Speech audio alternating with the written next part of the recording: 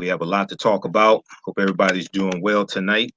We know that we just, a lot of people celebrated the 4th of July, July 4th, or the 4th of July.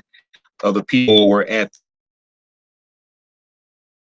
African Unity Festival out at Elon.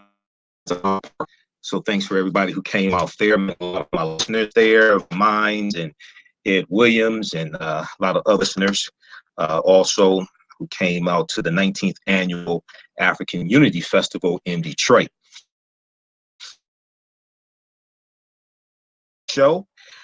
We have a jam-packed show for you as well. Okay, so we'll talk about Colin Kaepernick gets Nike to pull the Betsy Ross flag shoes for the 4th of July. No one, and so these were a new pair of Nike shoes, a new design, and these shoes were going $140, and they had the original design of the 1777 with the 13 stars. Okay, and there was a lot of people did not like this design. They said it was going back to a time during slavery. Now, what's interesting, I saw a lot of coverage dealing with this topic and dealing with this flag on the shoes.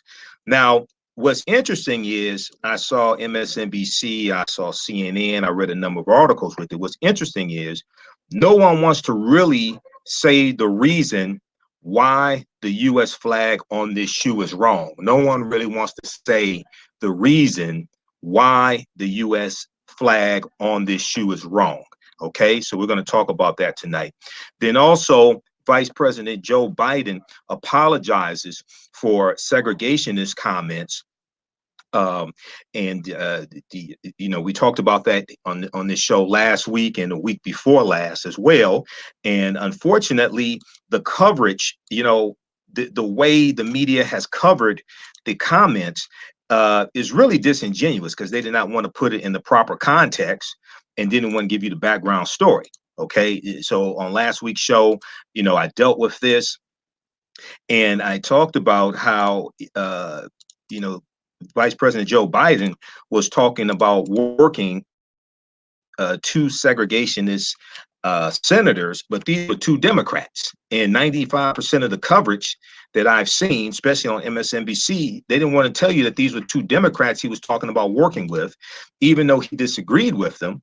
Senator James Eastland, okay, of Mississippi, and Senator Herman Talmadge, okay, of Georgia. Nobody wants to say these were two segregationist Dixiecrats. These were Democrats. Okay, so watch the show that I did last week. It's on our YouTube channel, Michael Imhotep, IMHOTEP. Watch the show from last week, and we have last week's show there, and then I uploaded a version of the show in high definition today, and then also I uploaded a segment of last week's show where I talk about Kamala Harris is black, but it seems like only when it's convenient. Kamala Harris is black, but it seems like only when it's convenient. Okay, so check that out also at our YouTube channel, Michael Imhotep, IMHOTEP. Okay, so we'll talk about Joe Biden apologizing for segregationist comments. And once again, the coverage on this was really terrible. Okay, and I saw David Gura this morning on MSNBC. I saw Joanne Reed. I saw who else? I saw a number of different people. I saw a number of different shows today on MSNBC, and nobody wanted to say these were segregationists. These segregationists that Joe Biden was talking about working with were Democrats. I just find that interesting. Okay. All right. So we'll talk about that. And then also Senator Kamala Harris, who attacked Joe Biden when it came to his comments on segregationists and his stance on busing 40 years ago. Senator Kamala Harris has backtracked a little bit this week on her stance on federally mandated busing. Imagine that. And it caused the Biden camp to say, well, wait a second, why were you attacking Biden on stage? Now, if you look at an article from thehill.com, thehill.com, Hill, thehill.com, they have an article from February of this year, and I'll see if I can pull it up. We'll put it on the thread of the broadcast. I was reading this article a couple of days ago, and this article came out when Joe Biden announced that he was running for president. Okay. And actually, I have it right here because I got about literally 50 tabs open in Firefox. Kamala Harris on Biden, the more the merrier. Kamala Harris on Biden, the more the merrier. Actually, this came out April 25th, 2019. That's when it came out. It was just something else I read came out in February. And in this article from thehill.com, it says presidential hopeful Senator Kamala Harris welcomed former Vice President Joe Biden into the Democratic Party Thursday, calling him a friend and saying he brings a wealth of knowledge to the race. So I'm just, I'm just flabbergasted. If this is somebody you call a friend, why did you attack him like that on stage? If he says something that hurt your feelings, why don't you pick up the phone and call him? And then I read another article from 2016 from BusinessInsider.com. Cleo Monago, who you see on Roland Martin's show once a week. Cleo Monago posted this article, and it talked about how in the article, it referred to, it said Senator Kamala Harris becomes first Indian American U.S. Senator, right? When you read the article, it talks about how she was supported in her U.S. Senate campaign by President Barack Obama and Vice President Joe Biden. This is when Joe Biden was a sitting vice president. So I'm just still, as I go through and put these pieces together and go read all these articles, I still can't understand what happened Thursday, June 27th on that debate stage. I still get, the more research I do on this, and then looking at her backtracking on her statements on busing, and we're gonna get into that tonight, I still can't figure this out. So we'll talk some about that as well. Senator Kamala Harris backtracks on busing comments. And at the bottom of the hour, we're going to be joined by Queen Taese of the Liberated Minds Black Homeschool and Education Expo. They are having their, let's see, it's Friday, July 19th through Sunday, July 21st, Liberated Minds Black Homeschool and Education Expo. They're having their 7th annual expo. I will be there all weekend. I'll be speaking on Sunday. I'll be a vendor also, so we'll talk to Queen Taese. And then the Black Agenda Tour goes to Chicago Saturday, July 13th with David Banner, Mechee X, Jice Johnson, and special guest Michael Imhotep. So I'll be in Chicago this coming Saturday, July 13th. So we'll have Mechee X and Jice Johnson on the show tonight to talk about the Black Agenda Tour, what it's about, and why you should be there. Okay. Those in, let's see. And then Jimmy J.J. Walker of Good Times. Everybody watches Good Times. It runs continuously in reruns. Jimmy J.J. Walker of Good Times spoke with TMZ Sports, and while he publicly supports Donald Trump, he said he wants NBA players and other athletes to keep their mouths closed and stop being political or show more gratitude. Okay, so he doesn't want, he's falling in line with people like Laura Ingraham of Fox News, who told LeBron James to shut up and dribble. We'll talk about that because, see, a lot of people resent when African-American athletes get a platform and they feel that because they have money, they should not complain about the issues plaguing the general African-American community. They should be immune to that. Okay.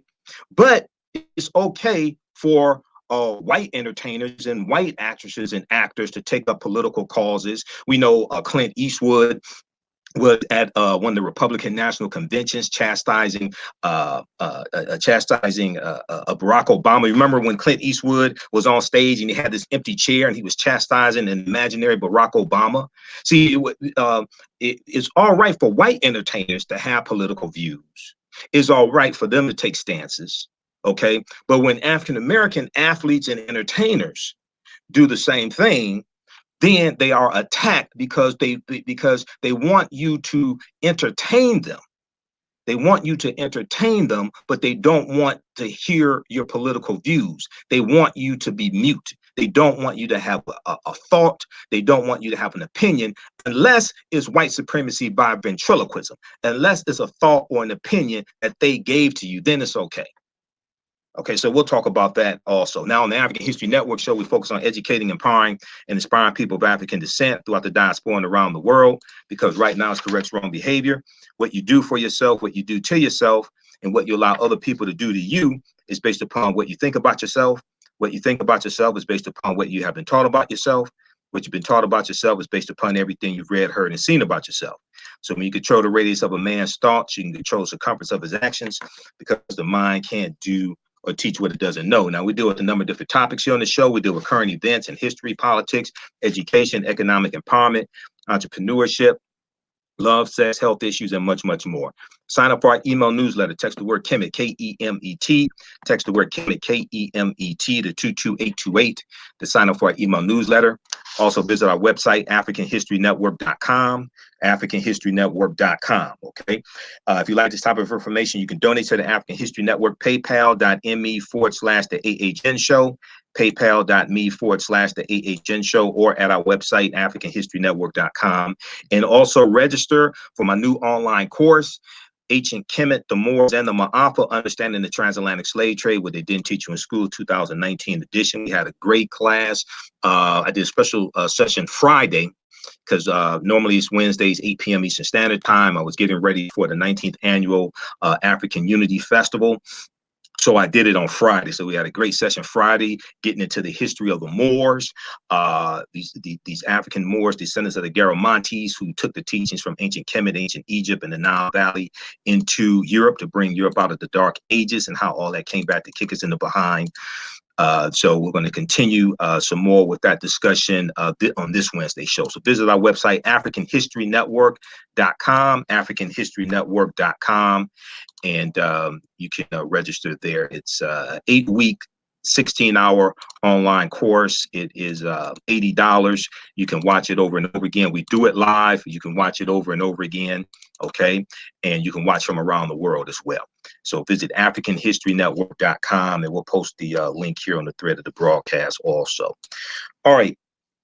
Let's jump into this topic dealing with Colin Kaepernick. I saw, we posted a few articles dealing with this on our Facebook fan page, the African History Network, when the story broke on July 2nd. And a lot of news outlets picked up the article from the Wall Street Journal on July 1st. All right. So Nike has pulled a new 4th of July shoe featuring Betsy Ross. Now, Betsy Ross is attributed with designing this 13 colony U.S. flag that was adopted as the U.S. flag on June 14th, 1777. 1777, June 14th. This is why June 14th is known as Flag Day. Okay, National Flag Day. So Nike has pulled a 4th of July shoe featuring Betsy Ross, featuring a Betsy Ross flag for the 13 American colonies, reportedly after former San Francisco 49ers quarterback Colin Kaepernick expressed concerns, sparking outrage among some conservatives and prompting the Arizona Republican Governor Doug Ducey to announce his state will pull millions of dollars in financial incentives to the company, to Nike. All right. And this is going to cost Arizona about 500 jobs. Okay. So you have to really have a hatred for Colin Kaepernick, and Colin Kaepernick speaking out against this flag on the shoe. You must really have a hatred to cost your citizens jobs. Now, the shoe design drew concern from Colin Kaepernick because the former NFL star said the early flag has connections to slavery. People familiar with the matter told the Wall Street Journal. So I read the article from the Wall Street Journal. The article from the Wall Street Journal is entitled "Nike Nix's Betsy Ross Flag Sneaker After Colin Kaepernick Intervenes." Nike Nix's Betsy Ross flag sneaker after Colin Kaepernick intervenes. This article is from July 1st. 2019. So a lot of the other articles that I read in the different news outlets cited the article from the Wall Street Journal. Now, it's important to note, at this time, 1777, 1776, all of the 13 colonies own slaves. All of the 13 colonies have slavery, okay, at this time. This is before the U.S. Constitution is signed. This is before the Philadelphia Convention in the spring of 1787. Now, by the time the U.S. Constitution was signed, September 17, 1787, we know 5 states had already outlawed slavery by 1787. All right, so after images of the shoe were posted online, Colin Kaepernick, a Nike endorser, we know he has a endorsement deal with Nike. Colin reached out to company officials saying that he and others felt the Betsy Ross flag is an offensive symbol because of its connections to an era of slavery, the people said. Now, some users on social media responded to posts about the shoe with similar concerns. Now, Colin Kaepernick, as of the time of the article, the time that the article from the Wall Street Journal came out, declined to comment. And I've read a number of articles, NBC, Daily Mail. I haven't seen any where Colin Kaepernick commented. Now, in recent years, the Betsy Ross flag, let me know when we're ready for break. In recent years, the Betsy Ross flag has been appropriated by the white nationalist group Identity Evropa, Evropa, and the Ku Klux Klan, who use it to represent a time when slavery was legal in the United States. And those watching on Facebook and YouTube, you see I have my Colin Kaepernick shirt on. I'm not going to stand for a flag that oppresses Black people, but the full quote is, I'm not going to stand for a flag that oppresses Black people and people of color. That's the full quote. We'll be back in a few minutes, 9:10 a.m. the Superstation, the Future Radio, the African History Network show. I'm Michael Imhotep. We'll be back in a few minutes. All right, guys, stand by. We're coming back in a couple minutes here. How's everybody doing? We got Stan. Hey, can you turn that down in here, please? I'm still broadcasting on YouTube and Facebook. All right, we got Stanley, Swollen, Abdul, and then also, guys, we're broadcasting on my YouTube channel, Michael Imhotep, IMHOTEP. So check us out there on YouTube. How's everybody doing on YouTube? Let me post a link to this article that I was talking about from thehill.com, dealing with Kamala Harris. We'll post this. Okay. The normal link for the radio station is down. The normal Facebook link for the radio station is down. So we're broadcasting on our Facebook fan page, the African History Network, and YouTube only tonight. All right. How you doing, Eric?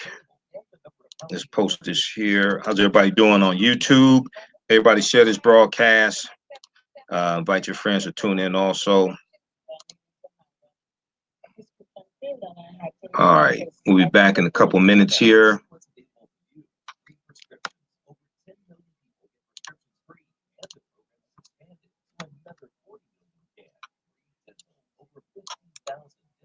All right, call-in number is 313-778-7600. 313-778-7600. The call-in number if you have a question or comment. We'll be back in a minute here. You got 10 seconds. All right. No, I didn't already talk about Kamala Harris. Yeah. So are we not going back to that? No. I'm talking to somebody on Facebook. Welcome back to the African History Network show right here on 9:10 a.m. the Superstation, the Future Radio. I'm your host, Brother Michael Imhotep. It is Sunday, July 7th, 2019. And we're live. Calling numbers 313-778-7600. 313-778-7600 is the calling number if you have a question or comment. I want to let you know, coming up Friday, July 12th, 12 noon to 9 p.m. at the Joseph Walker Williams Community Center in Detroit. They will have Soul Day. Now, many people in Detroit are familiar with our elder Baba Clarence Harris, affectionately known as Pee Wee. And he is the founder of the original Soul Day. This is taking place at 8431 Rosa Parks Boulevard in Detroit, Michigan. 8431 Rosa Parks Boulevard in Detroit, Michigan, at the Joseph Walker Williams Community Center. It's a free event, Friday, July 12th, 12 noon to 9 p.m. It's a family-friendly, drug and alcohol-free event. let's see, the 2019 Detroit Soul Day Festival embraces our Black culture with performances by the Marvelettes, Larry Lee, and the Back in the Day Band, local talent in the Soul Day talent show, music, dancing, food, networking, and a variety of entertainment throughout the day. To be a vendor, volunteer, or sponsor, call Sanjia at 248-521-4138, 248-521-4138, or Gerald at 313-930-6345. Visit their website, DetroitSoulDay.org, Detroit Soul Day, SOUL, DetroitSoulDay.org for more information. Okay, let's go back to the story dealing with Colin Kaepernick and the Betsy Ross flag Nike shoe. Okay, the name of the shoe is the where is it here? Okay, well, we'll get the actual name of the shoe for you. Air Max 1. Yeah, it is the. Okay, I'll get that for you because I had it right here. I don't know where it went. Air Max 1. Yeah, the Air Max. Yeah, okay, I got it.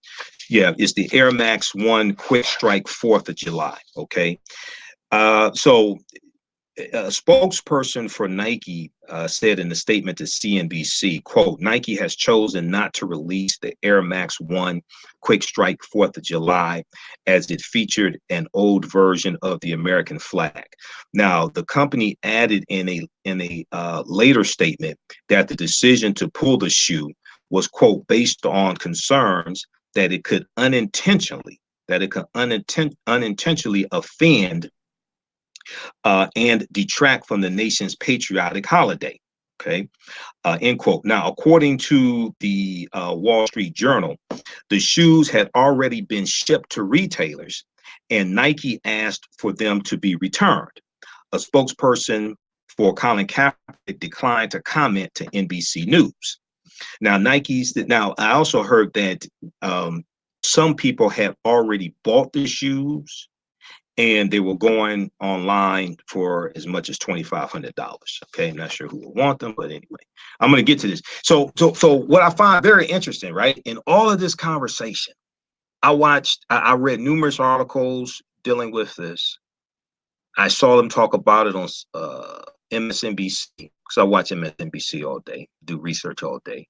I read articles from NBC News. Nobody talked about the real reason why it's a big problem to have the U.S. flag on the Nike shoes. I'm going to get into that in just a minute. Okay, so now Nike's decision drew complaints from conservatives, most notably the Republican governor of Arizona, Doug Ducey, on Twitter early Tuesday morning. Doug Ducey, governor, announced, he's a Republican, of course, he had ordered the Arizona Commerce Authority, a public-private economic development agency, to withdraw incentives the state offered Nike to build a plant in Goodyear, Arizona. Now, keep in mind that it was Arizona that was the last state in the union to officially recognize Dr. King's Day as a federal holiday. That was Arizona. Remember that. And you remember the song by Public Enemy, By the Time I Get to Arizona? That's what that was about. It was about them protesting Arizona not recognizing Dr. King Day as a national holiday. Okay, so this is Arizona. All right. So Governor Ducey said, quote, today was supposed to be a good day in Arizona with the announcement of a major Nike investment in Goodyear, Arizona. He wrote this, I think, on Twitter. Okay, he went on to say, words cannot express my disappointment. Nike has made its decision, and now we're making ours, end quote. So the deal was only announced on Monday, and this past Monday, and according to city records, would have brought more than 500 full-time jobs to the Phoenix, Arizona suburb of Goodyear, Arizona. Okay, so you're going to sacrifice. Oh, let me continue. Okay, Goodyear, Arizona, Phoenix suburb. The population in Goodyear, Arizona is 82,000 people, and produced over $450 million in economic activity during its first 5 years of operation. All right, so So you're going to sacrifice 500 jobs in Goodyear, Arizona, because of you don't like Nike pulling these shoes that were temporary shoes in the first place? The deal was only announced Monday, and according to city records of Goodyear, Arizona, this would have brought more than 500 full-time jobs to the Phoenix suburb of 82,000 people and produced over $450 million in economic activity during its first 5 years of operation. So this is what the Nike plant or whatever it was there in Goodyear would have generated in economic impact. So the Arizona Commerce Authority told NBC News it agrees with and supports Governor Ducey's decision. NBC News reached out to Nike and the city of Goodyear for comment, but did not immediately hear back. Okay. And let me see. I don't know what's going on with Facebook here. All right. Okay. Let's continue here. So Senator Ted Cruz, we all know Senator Ted Cruz, right? A little lack of backbone Ted Cruz, also weighed in on the controversy, scolding Nike on Twitter. Senator Ted Cruz on Twitter said it's a good thing Nike only wants to sell sneakers to people who hate the American flag, end quote. Okay. Now, Nike's partnership with Colin Kaepernick last year drew similar outrage, okay, in 2018. Social media users posted pictures and videos of themselves burning their Nike shoes and various Nike apparel, upset that the shoe company partnered with the former NFL player who has used his platform to draw attention to issues of police brutality and racial injustice. So a lot of these people would like for the NFL players, the NBA players, things like this, they would like for them just to keep their mouths closed, just like Jimmy J.J. Walker wants them to do. Okay, we'll talk about that in the second hour. Right. I find it interesting how people don't want athletes talking about these issues, right? But at the same time, they don't want to address the issues the athletes are complaining about. The same people who want the athletes to shut up about police brutality, racial profiling, structural racism, things like that, the same people that want them to shut up when it comes to those issues don't want to address those issues and why those issues take place, why they exist. Okay. So really what they want you to do is just suffer in silence. That's what this is really about. They just want them to just suffer in silence, okay, and just entertain us, all right? As long as you entertain us and you're a good boy, everything's all right, okay? So we know Muhammad Ali went through this. We know other athletes went through this, okay? John Carlos, other athletes have gone through this as well, and it continues. Okay, so let's continue here. 313-778-7600 is the call-in number if you have a question or comment. All right. And something went out, something happened with our Facebook broadcast. So you can watch us on YouTube, Michael Imhotep, Imhotep. Is that my guess? Okay, I don't know what. Okay. You can watch us on YouTube. Michael Imhotep, Imhotep. All right. Okay, so 313-778-7600 is the call-in number if you have a question or comment. And let's continue here. Okay, she's trying to call in now. All right, we'll have Queen Taese on here in just a minute. Okay, so Nike's partnership with Colin Kaepernick last year drew similar conservative outrage. Social media users posted pictures and videos of themselves burning their Nikes, upset that the shoe company partnered with Colin Kaepernick. okay, who used his platform to draw attention to issues of police brutality and racial injustice. Now, Colin Kaepernick is 31 years old, according to the article from the Wall Street Journal, and last played in the NFL in 2016.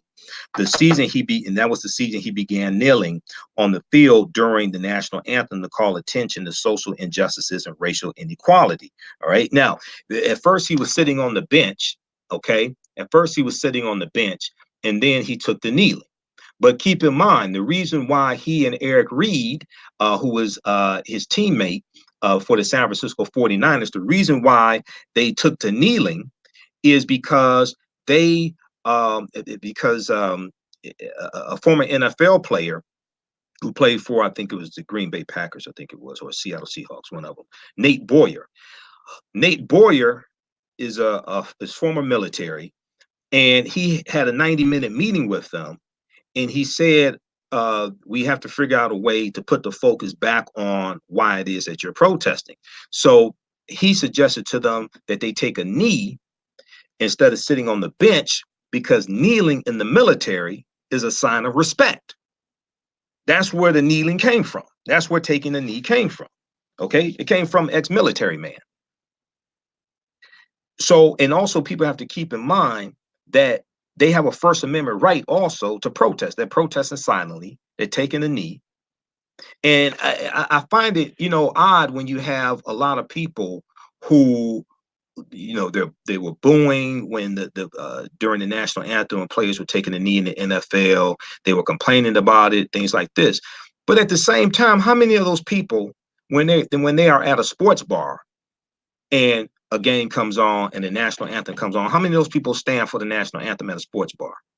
How many of those same people complaining stand for the national anthem when they are sitting at home in their living room and watching a football game? And the other thing people have to understand is the players don't get paid to stand for the national anthem either. So I just find the whole argument hypocritical. So Colin Kaepernick, former San Francisco 49ers quarterback, has gone unsigned since he became a free agent, along with former teammate Eric Reed. In February 2019, they settled their collusion grievances that alleged that the NFL and its teams conspired to keep them unsigned because of their outspoken political views. The settlement was for less than $10 million, the Wall Street Journal previously reported. Now, here's what people don't want to talk about, okay? The biggest problem, however, with the Nike Air Max 1 quick strike 4th of July shoe is not the type of U.S. flag that is on the shoe. The biggest problem is the fact that the flag is on the shoe in the first place. Why is this? Because having the U.S. flag, either the one from 1777 with the 13 colonies, or the current U.S. flag, or any of them, having the U.S. flag on a shoe or a piece of clothing is a direct violation of the 1923 U.S. flag code. Senator Ted Cruz didn't talk about this. Governor Ducey of Arizona didn't talk about this. I saw them talk about it on MSNBC. None of them talked about the of the 1923 U.S. flag code. Okay, you've heard me talk about this before. So this goes once again into how Americans disrespect the flag on a daily basis, but then want to attack NFL players for taking a knee during the national anthem, and taking a knee is a sign of respect from the military. The fact of the matter is that Americans disrespect the flag on a daily basis and think nothing of it. So if we look at this article from NBCnews.com called the flag clothing you're buying for July 4th is technically illegal. The flag clothing you're buying for July 4th is technically illegal. This is from NBCnews.com, July 2nd, 2019. And in the article, it talks about how under the U.S. flag code, any clothes with the flag on it are technically illegal. Every item of apparel that they're wearing that has an American flag on it, shirt, shorts, bikini, hat, technically is in violation of the 1923 U.S. Flag Code, said Mark Leepson, Leepson, author of the book Flag, an American Biography. The federal flag code says that, quote, the flag should never be used for advertising purposes in any manner whatsoever, end quote. Now, in the District of Columbia, Washington, D.C., according to the U.S. Flag Code, a flag being, quote, printed, painted, attached, or otherwise placed a representation on any article of merchandise, for the purposes of advertising is a misdemeanor and can lead to a fine of $100 or imprisonment of less than 30 days. This is U.S. Flag Code. Now, however, there is no flag police, but I find it interesting that the governor of Arizona didn't talk about how the Nike shoe is a direct violation of the U.S. Flag Code. I find it interesting that a sitting U.S. senator who talks about being so patriotic didn't say it is a violation of the U.S. Flag Code. None of these conservatives said that. I find it interesting and hypocritical. On MSNBC, they didn't say it. I don't understand this. And I saw coverage of it. They didn't talk about this article from NBC News. Nike pulls Betsy, the flag clothing you're buying for July 4th is technically illegal. I saw them discussing the shoe, but they didn't talk about this article. How did I know about this? I don't work for NBC News or MSNBC. I don't. This stuff is not coming together. I don't understand it. There's a total disconnect here. I'm just sitting back watching this. I'm like, this is unbelievable. Okay. 313-778-7600 is the call-in number. If you have a question or comment, 313-778-7600 is the call-in number if you have a question or comment, okay? And now, there's another big article from HuffingtonPost.com. I talked about this before. It's from September 24th, 2017, okay? This one is called, "Here Are Some Ways People Disrespect the Flag Daily Based on Flag Code." Here are some ways people disrespect the U.S. flag daily based upon flag code, okay? So check out that article also, because when you have, okay, is the guest on the line? Yep. Okay, you gotta let me know that. I did. I didn't hear you, Oh, okay. sorry. All right, we'll go to Queen Taese here in just a minute. Okay, so have you ever used a disposable picnic plate with a U.S. flag on it? Okay. The flag code frowns on that. The U.S. flag is never supposed to be on anything that's disposable. Paper plates, paper cups, paper napkins. This is based upon the U.S. flag code from 1923. It's not supposed to be used as clothing.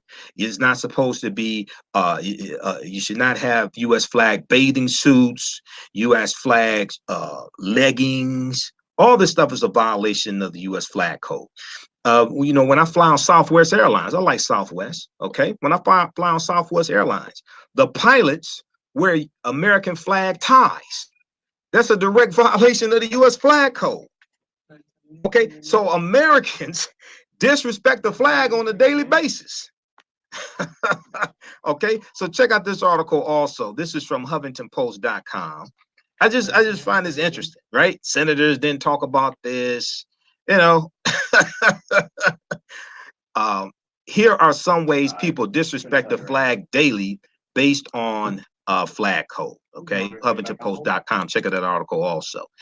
All right, let's go to, so I know we're coming up on a break here in a few minutes. Let's go to, we have Queen Taese on the line here to tell us about the 7th annual Liberated Minds Black Homeschooling Education Expo, taking place Friday, July 19th through Sunday, July 21st in Atlanta. Welcome to the African History Network show, Queen Taese. How you doing tonight, sister? I'm doing fabulous. How are you? All right, I'm all right. Good job. You're dropping some interesting knowledge here. Oh, absolutely. Thanks for coming. That's heavy research right there. Oh, yes, yes. Thanks for coming on tonight. Well, you know, it's that time of the year, and it's time for the annual Liberated Minds Black Homeschool and Education Expo. And we know that more and more people are interested in this expo. More and more people are talking about homeschooling, especially African American children. I saw an article from the Detroit News from July 6th that talked about how schools are, even here in Michigan, schools are having a problem with understanding how to teach the history of slavery. Name of this article, Schools Still Struggling with How to Teach About Slavery. Okay, so explain to people, what is the Liberated Minds Black Homeschool and Education Expo? Well, it is just a powerful weekend. It's what I call a family gathering. It's now been coined the family reunion of African-centered education, which I love. But it is a powerful weekend where all of us come together and we focus and we strategize and we train on how to educate, and particularly our Black children. Okay. And we know that, we have a completely different set of needs.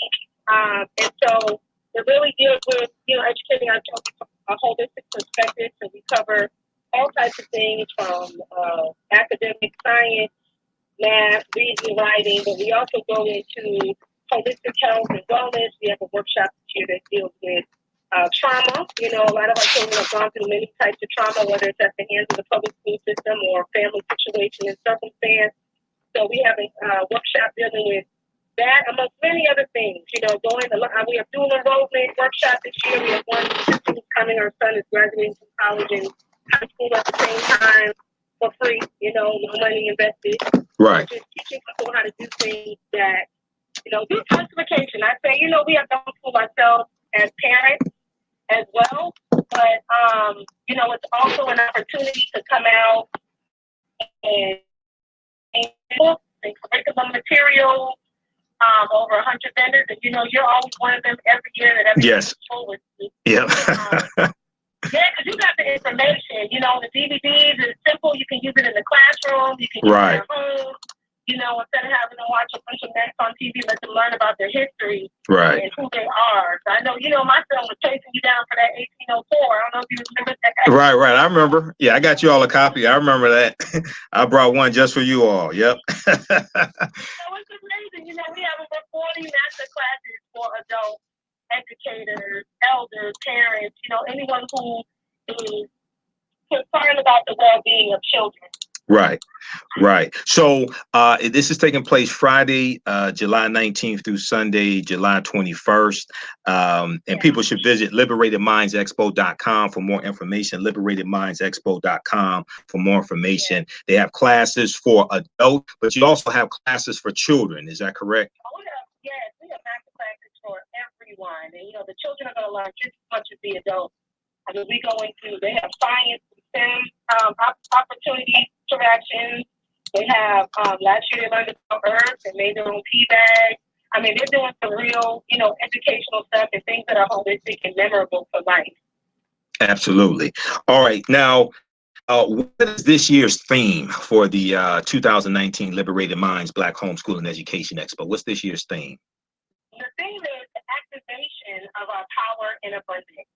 And the reason why we chose that theme is because we're in a space and time right now where we are awakening because of all of the knowledge that we've been given. And sometimes I feel like it could be a knowledge overload, but not enough activation and actually implementing things, putting it into practice. Right. So the focus is, now that we have all this information and access to great information, such as the information you provide as well, so how do we actually utilize it to allow our children to live in their divine purpose and cultivate them, and really give them the opportunity to be young entrepreneurs, have their own businesses, to be able to carry some intergenerational wealth. So, it really just dives into all that. Sunday we have the economic summit every year. So Sunday is our main day. We have the trainings, the classes, all the different presenters, as well as Sunday is focused on building up our businesses, our economics, our strategies. You will be there doing your powerful presentation. We have such a whole lineup. We also have Sister Gabby from Gabby Rose. Gabby Goodwin will be there, who is a sixth grader making six figures with her invention. Wow. And, now, what's her invention? She invented a type of beret that you break. Because, you know, for us mothers, we know that's a big deal. Because, I mean, you know how many of our children lose their beret, you know, braid their hair and twist their hair, and, you know, even with the locks and what have you. So, you know, it was a problem that she solved, which is really what it's about, solving the problems in our community. So right. She even is micro franchising. She has 75 micro franchisees.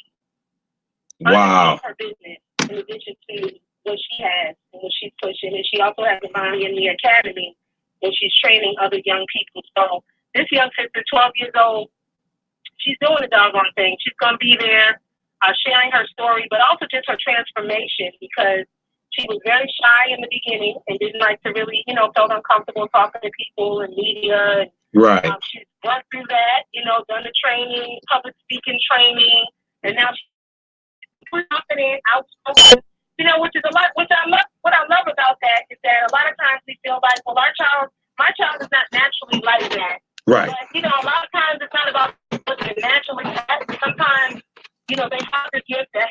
We have to cultivate it as parents. Exactly. And our expectations have to be high. We can't have low expectations.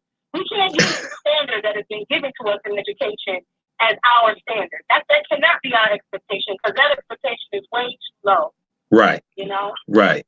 Yeah, we can't. Obviously, you know, you can meet people from all over too. I know. Exactly. You know, we have families coming in from Black families from all over the country, and now we have people coming in from Africa, the Caribbean. Wow. You know, UK. Wow. We have people that come every year. Sister just called me today. She's coming in from Kenya. And, you know, that's what it's about. Like, it's really like a family reunion. And the whole point is, it's for everybody. We have a whole campaign we're launching called 1 Million Black Homeschoolers Rising. We're launching it at the Expo. And it's really to separate to clear the isolation, because, you know, homeschooling is about us taking control of our children's education, putting that back into our own hands. Right. My philosophy is start where you are. So even if your child is in the public school, homeschool them.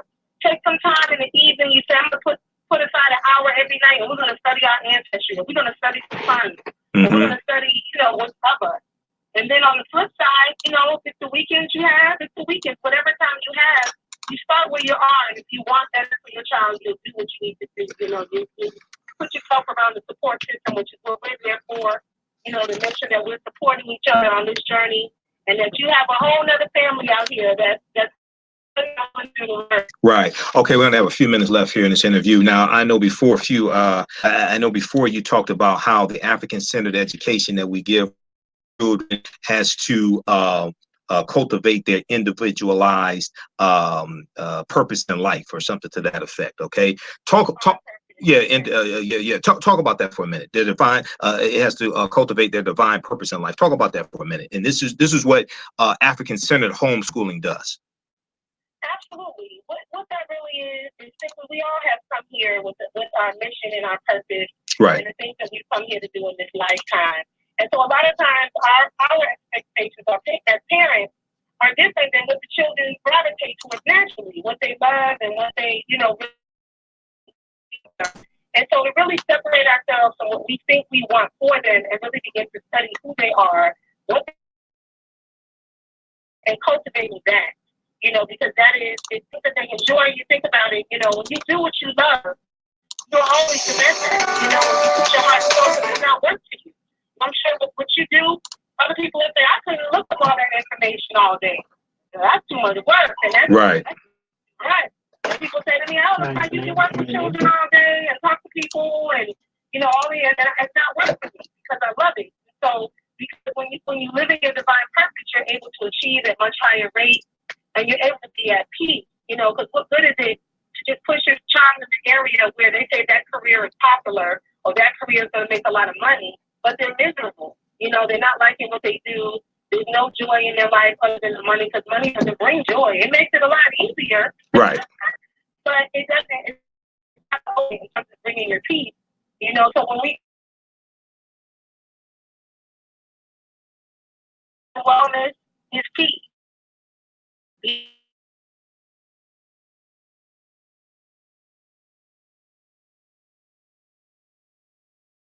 What we're putting as parents, their soul structure, the other young people that are around them, and how they think in their culture. If they're a culture of achievers, right, your child will be amongst that. If they're a culture of low expectations and good performance in life, right, that's what you can expect. Okay. All right. Give people the website again. Who should people talk to if they want to be a vendor or a sponsor or a volunteer? Absolutely. Okay. You can visit the website, of course, which is www.liberatedminds, M-I-N-D-S, Expo, liberatedmindsexpo.com. You can also give us a call at 678-368-8593. The expo is going on July 19th to the 21st in Atlanta, Georgia. It will be held at Piedmont Technical College Conference Center. So it's 3 days. Fridays are meet and greet. We start off with a 3-hour social. We vibe on some great topics. Right. This year we also have the Leo Sullivan that will be coming through, and he'll be doing a short presentation on animation. He's really here to work and assist with some of the young people who are diving into animation. If those who don't know, he's the first Black animator that worked for a lot of the major companies at that time, which was Marvel. He did all the animation for the Soul Train. Right. He did all the animation for Fat Albert and a lot of the others, the Spider-Mans and the Marvel, Hanna-Barbera, all that stuff back in the day. Okay. He'll be doing a short sharing on the importance of us starting and creating our own, because now he's created his own entity and see the importance of that. And he's in his 70s now. So we'll have a vegan. Okay. Food, right. Right. Hey, Queen Taese, we got a minute left. Who should people talk to for sponsorship or to be a vendor or to volunteer? They can just call that number 678-368-8593 or go to the website at liberatedmindsexpo.com. I'm looking forward to seeing you all there. Give the phone number one more time. Sure, 678-368-8593. I appreciate you having me on as well. Okay, sister. I will see you Friday, July 19th, okay? Okay. All right. All right, take care. Hotel. Okay, much love to everyone. All right, peace. All right, we're coming up on the break. Listen to 910 AM Superstation, the African History Network show. I'm your host, Brother Michael Imhotep. Calling numbers 313-778-7600, 313-778-7600. When we come back, we'll go to Robert on the phone lines, and we'll talk about VP Joe Biden apologizes about segregationist comments while Senator Kamala Harris backtracks on busing stance. 910 AM Superstation, the Future Radio. We'll be back in a few minutes. All right, stand by, everybody. Stand by, guys.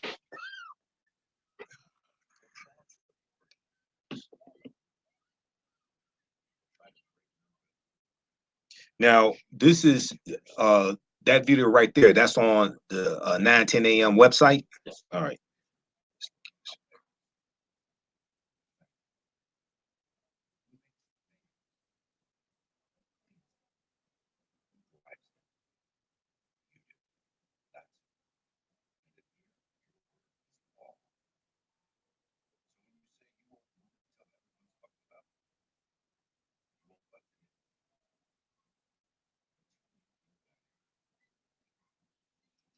We'll be back in a couple of minutes, people.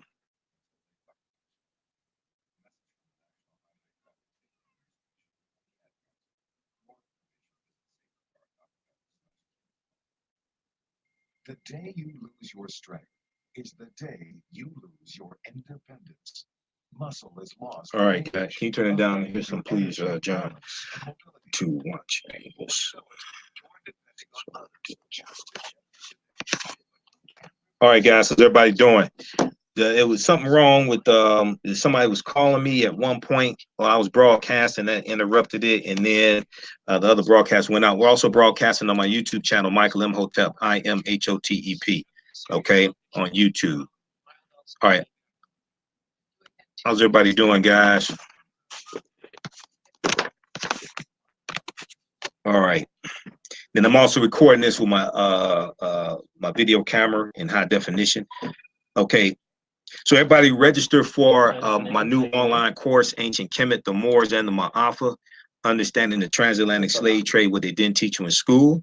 Okay, that's an 8-week, 16-hour online course. As soon as you register, you can watch the first 3 classes. We do it live, and then all the classes are recorded also. Okay, so we deal with thousands of years of history. You can watch from around the world. All right, let's see here. We'll post a link here on we'll post a link here on YouTube and on Facebook. And we're broadcasting on my YouTube channel, Michael Imhotep, IMHOTEP, on YouTube. Check us out there. Okay, so you have the clips queued up. Okay, yes. So you got clip 1. That is Biden apologizes about segregationist remarks. Correct. All right, and then you got clip 2 queued up. That's from Stephanie Rule. Considered and not mandated. All right. So I'm gonna go to those. I have a guest calling in at they're calling in at 10:20. It's gonna be 2 of them on the line. They're calling on a 3-way. Okay. Mechee X and Jice Johnson. And they both know to call into the special guest hotline. Yeah, I gave them the number. It's the same number Queen Taese called in. 248-204. Yeah, we on to see. Yeah, I got it. Yeah. Okay. There's a second one also, right, where the last digit is 1 digit higher, right? Does that still work? The second guest calling number? No.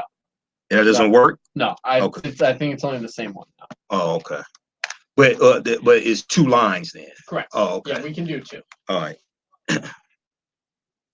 How much time before we come back? About 25 seconds. All right.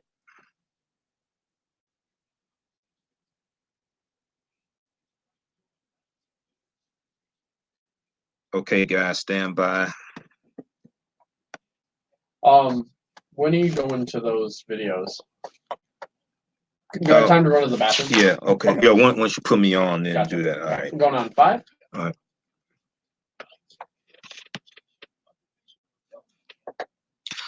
Welcome back to the African History Network show right here on 9:10 a.m. the Superstation, the Future Radio.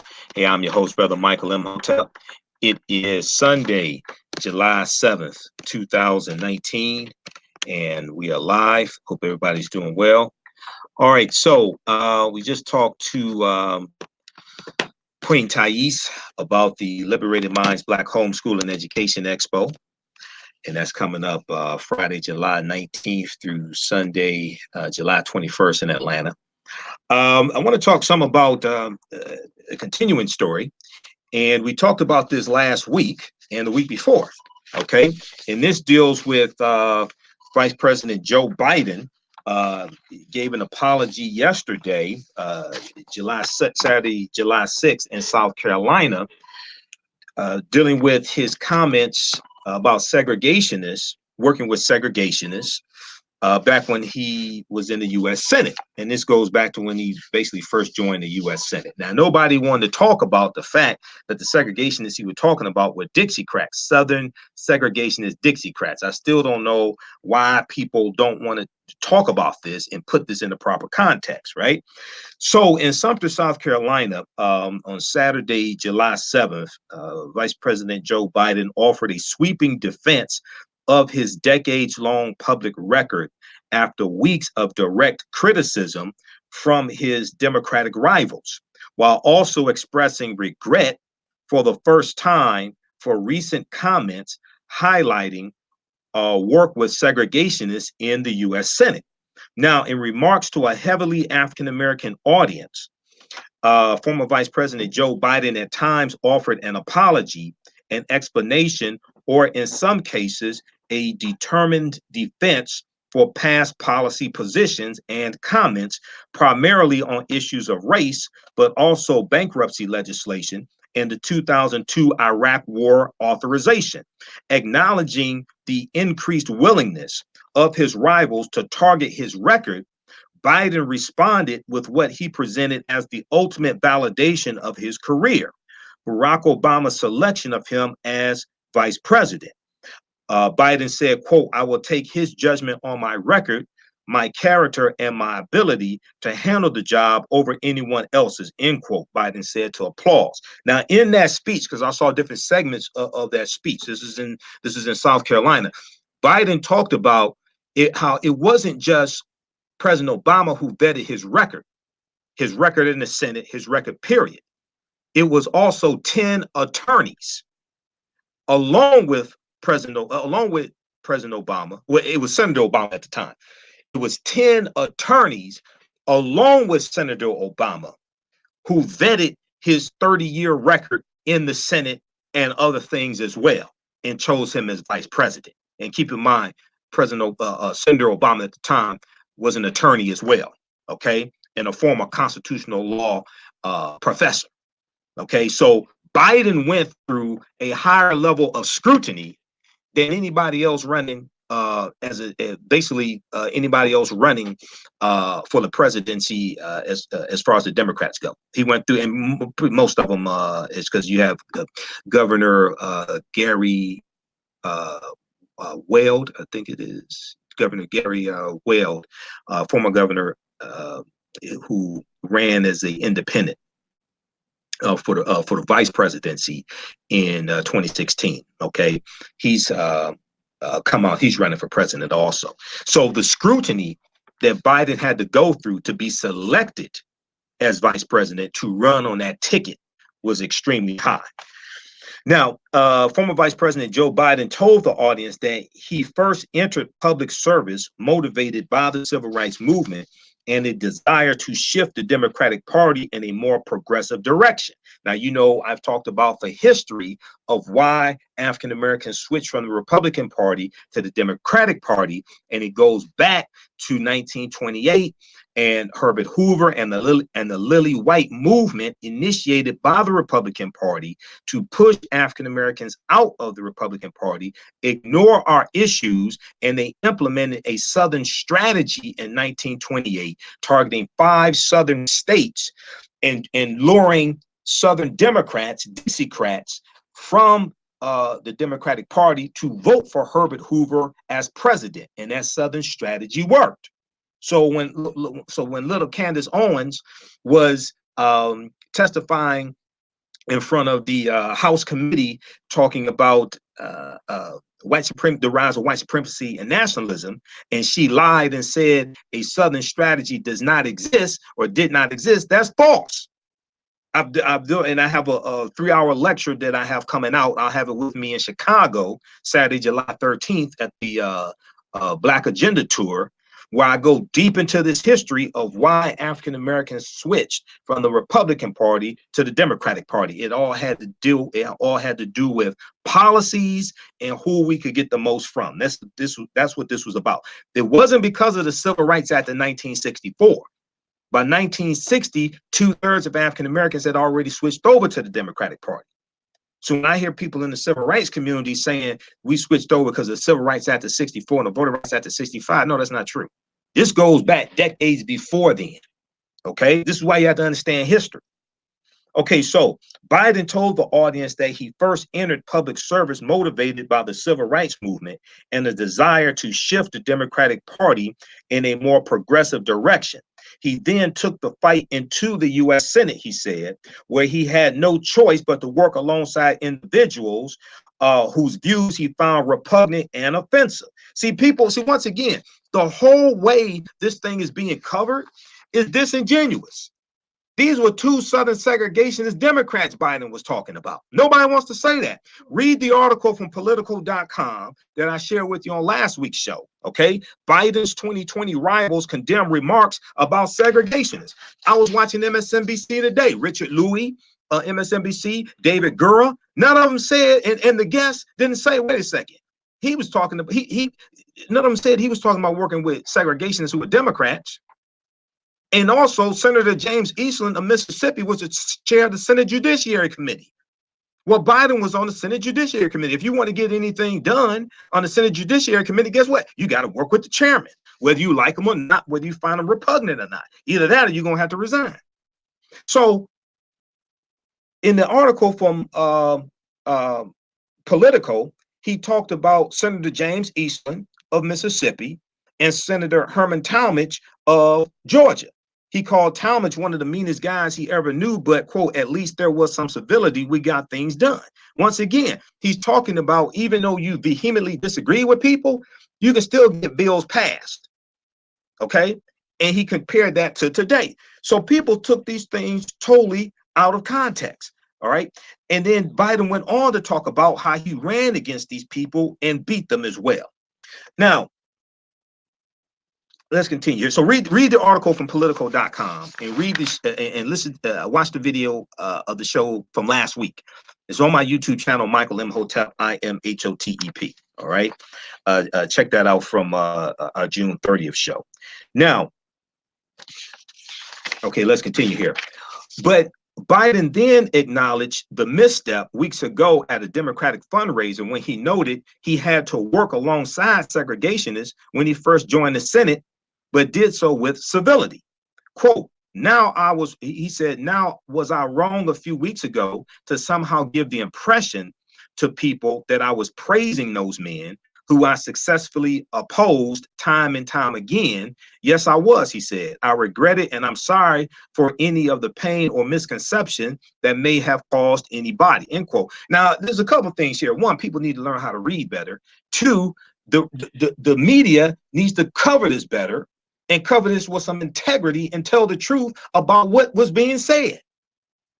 Now, last week I played the clip from June 23rd, 2019, where Reverend Al Sharpton interviewed Joe Biden, and Biden told him face to face exactly what was said and how he wasn't praising them. But then he went on to explain he said, when I used the term boy, that didn't have anything to do with black men being called boy. That had to do with the fact that Senator James Eastland called Senator Ted Kennedy boy. He didn't call him senator because he didn't think he or I should belong in the U.S. Senate. They felt that we were too young to be in the Senate.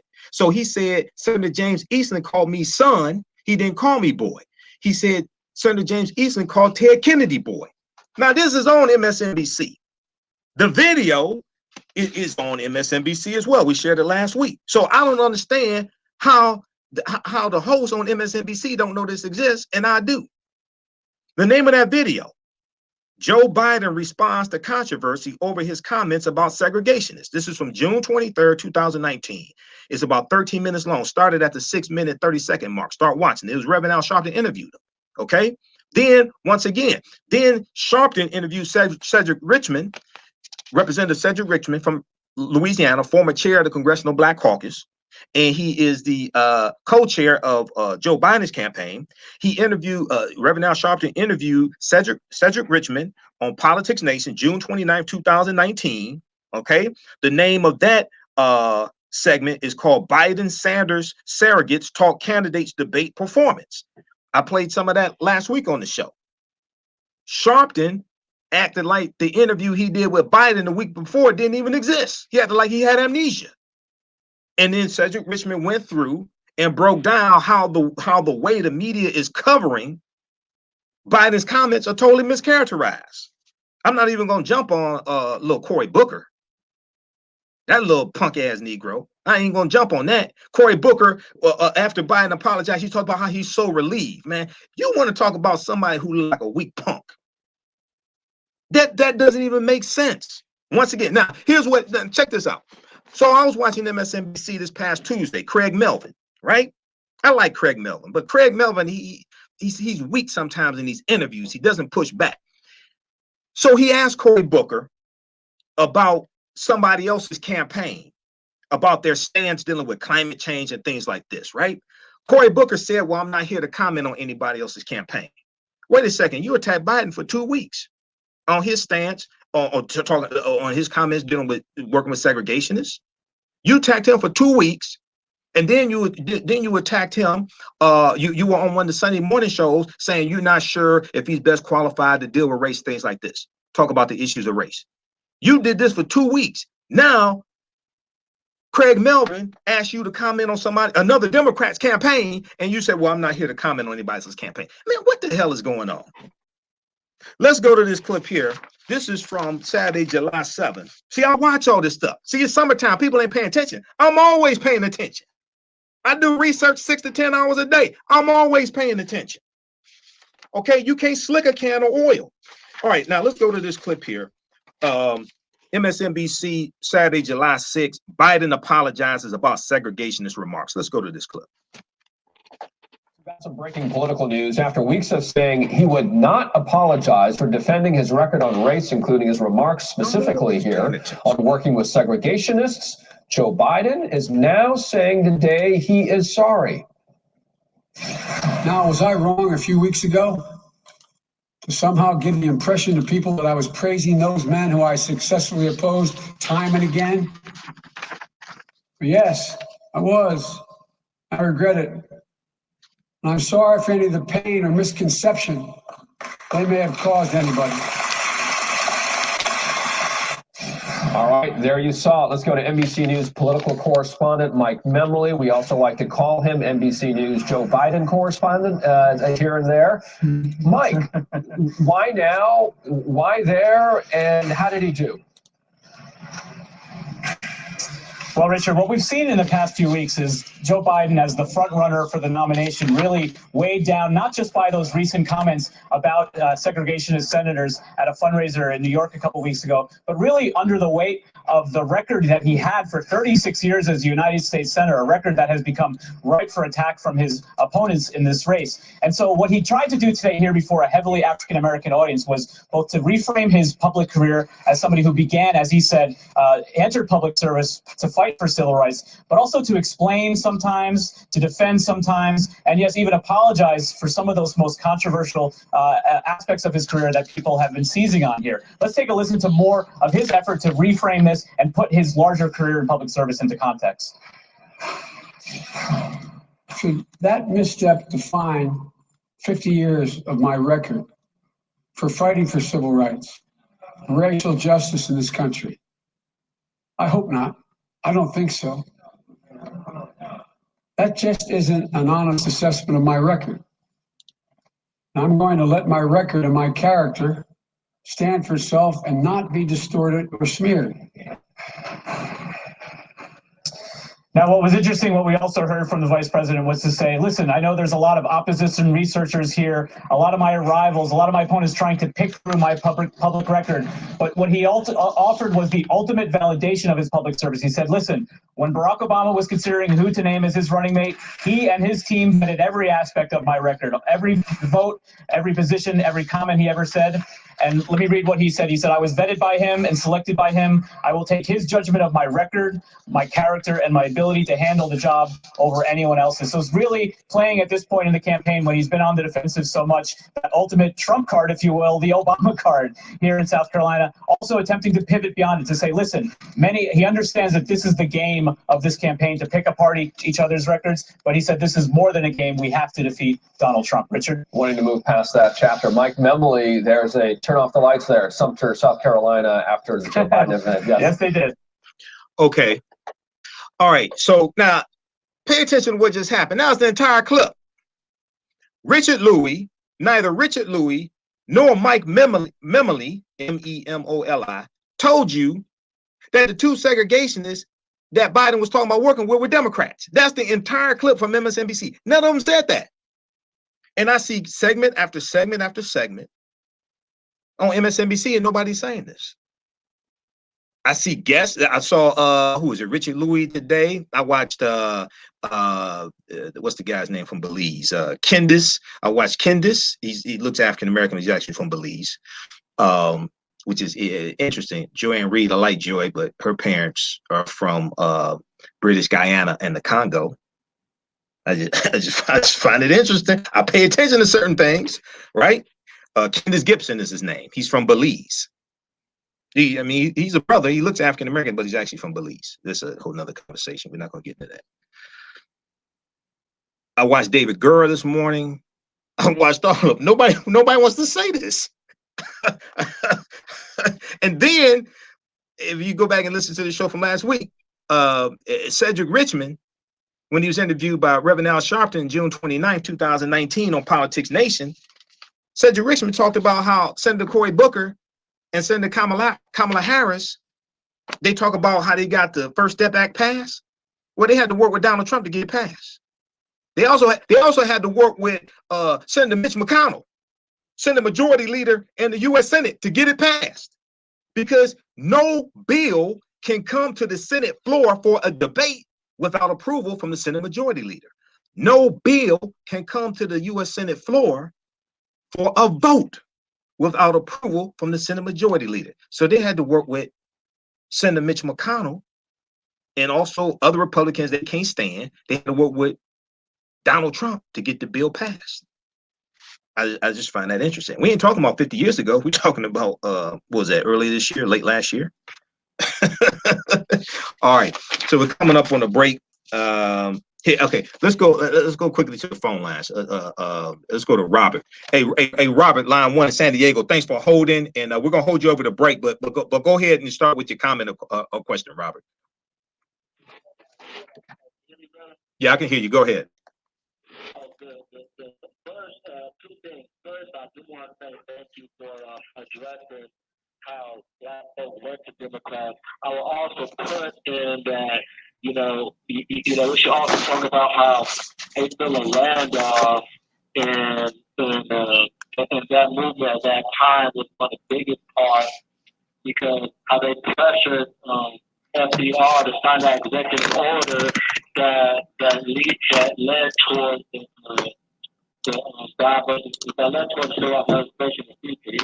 It was Executive Order 8802 signed June 25th, 1941.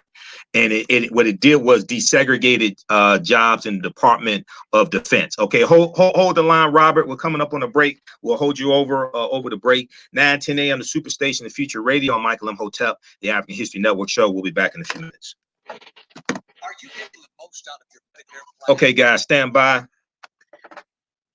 9:10 a.m. Stand by. We have a packed show tonight. I got another guest coming up. Hi, 9:10 a.m. Stand by, everybody. How's everybody doing? Hello. Excellent. If I can just put you on hold, we'll have you on shortly here. Thank you. Is that Jice Johnson, the Mechee X? Oh, they didn't really give me their name, but that's one of them. Okay. All right, good. Okay. How much time before we come back? You got about a minute. Okay. Minute 40, or a minute 20. All right, guys, stand by. Everybody on Facebook and YouTube.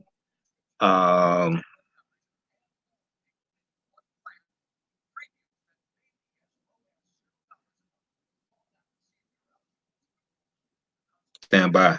Okay, everybody, you can, if you'd like this type of information, you can donate to the African History Network, paypal.me/the AHN show, paypal.me/the AHN show. This helps us keep doing the research.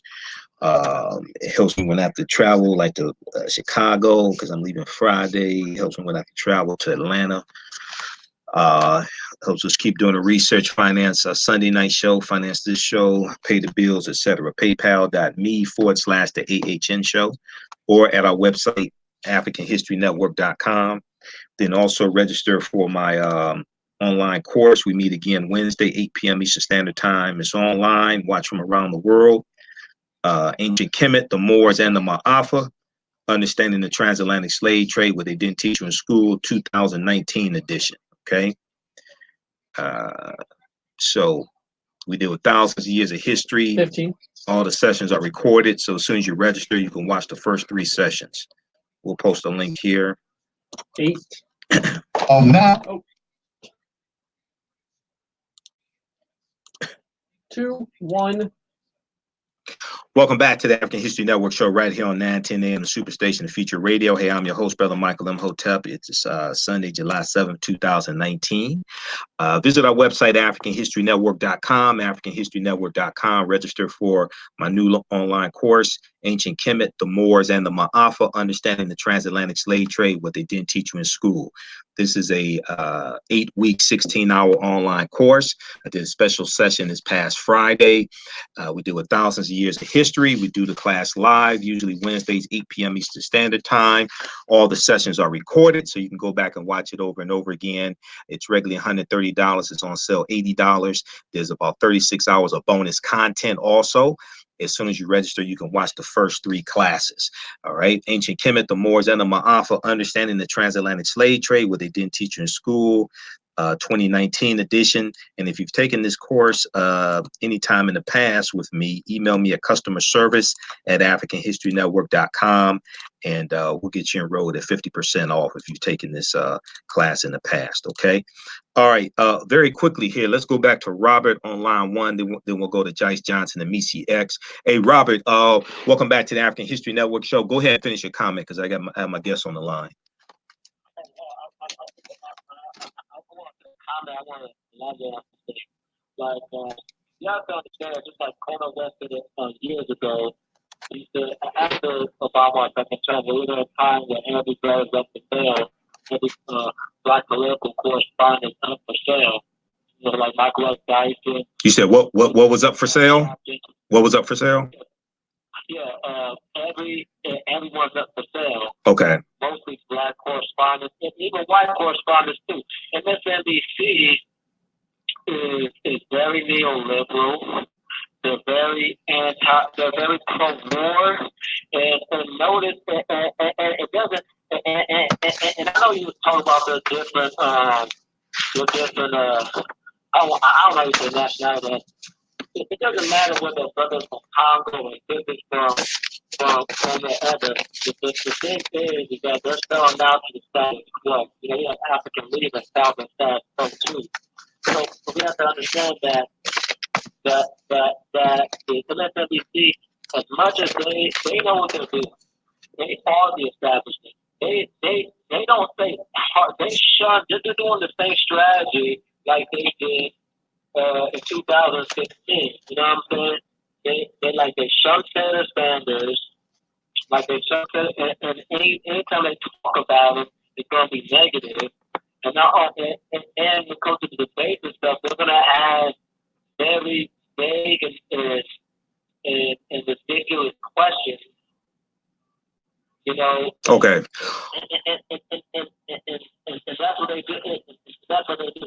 Okay. All right. Hey, Robert. I got to run. I got my guests on the line. All right. Thanks for calling. Keep listening, Robert. Maybe try to call back after I get finished with these 2 interviews. Okay. Thanks for calling, Robert.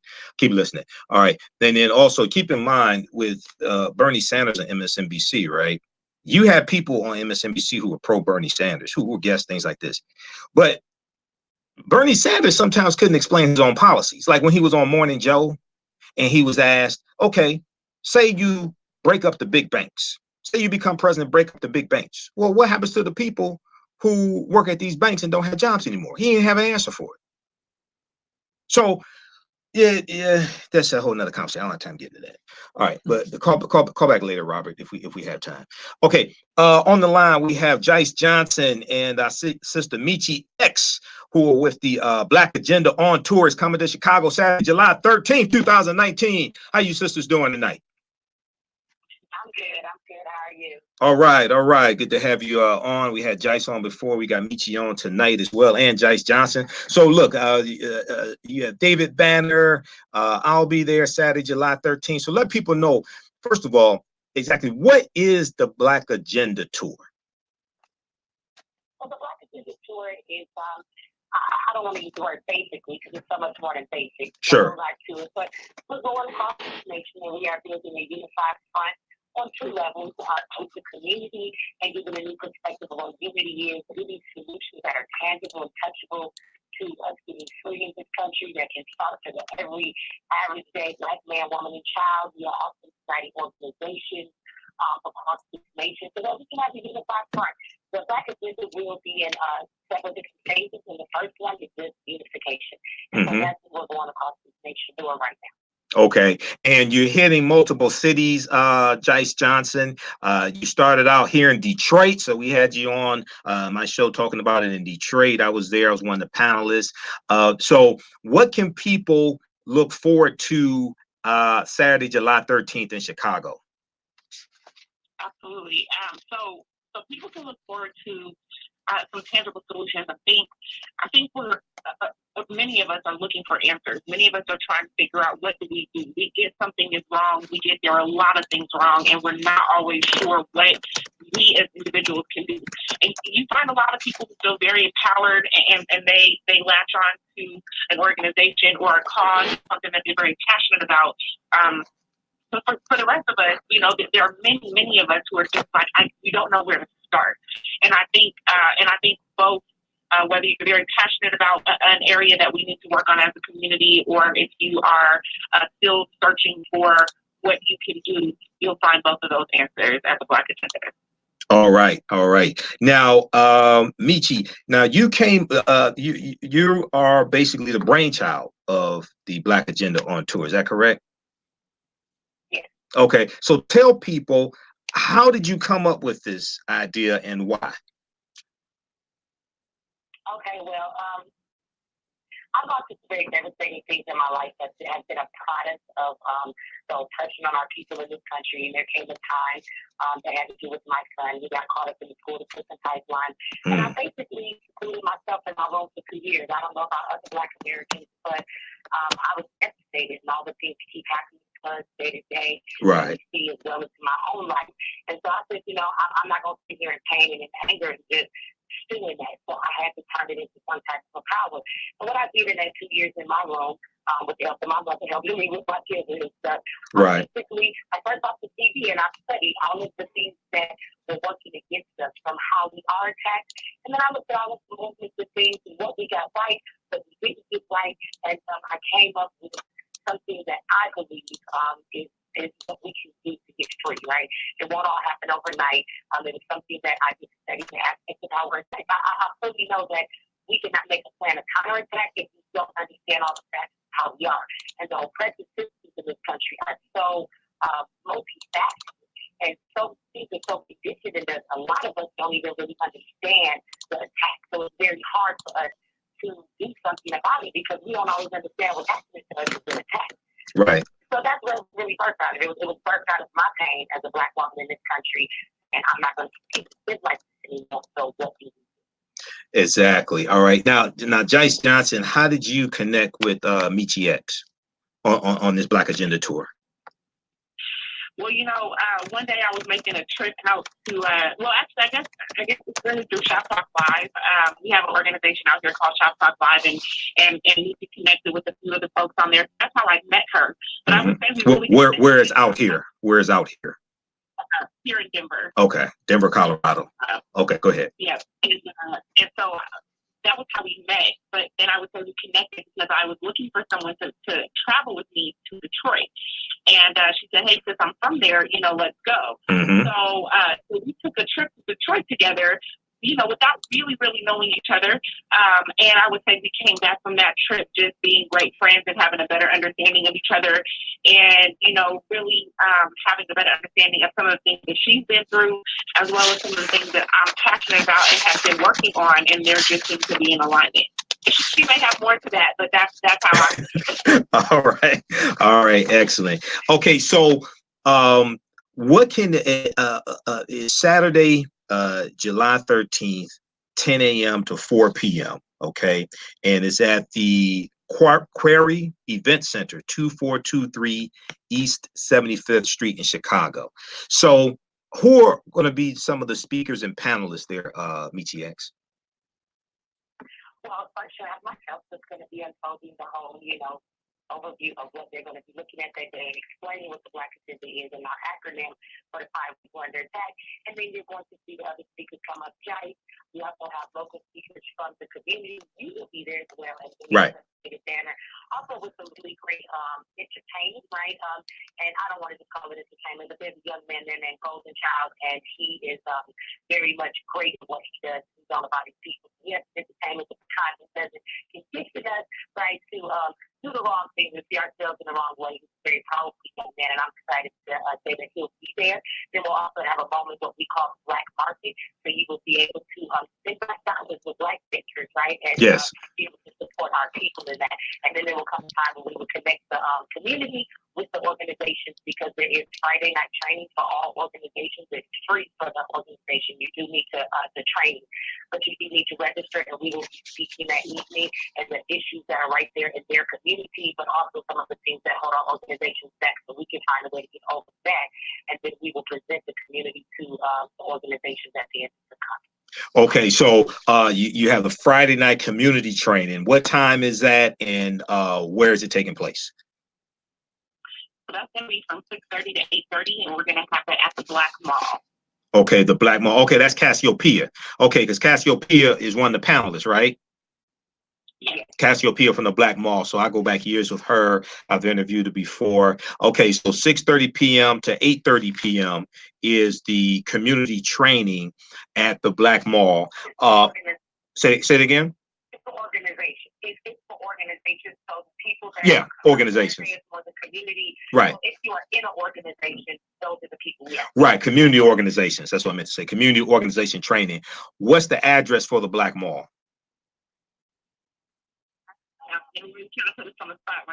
Okay, it's on. So visit the website, theblackagenda-on-tour.com. Go ahead. Yes, and I do want to encourage people because we've had a few folks who, say, well, I didn't get that information. And what I will say is that the information is put out in email. So if you register, that information is sent out in emails. Each location, it gives information about parking. It gives information as to what to expect for the day. And for the Friday training, as well as if you signed up for VIP, if you registered for VIP as well, where that information can be found. And then also we update it inside of the event itself. So we put it in as many places as possible, and to include people's email addresses. And so we want to make sure that we save that Right. to alleviate any confusion.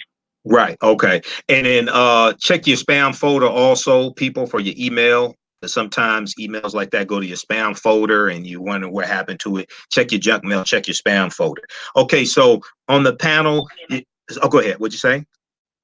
Thank you for saying that. No problem. So on the panel, we have Mechee X, we have Jice Johnson. Also, we have David Banner on this stretch of the tour as well. Is that correct?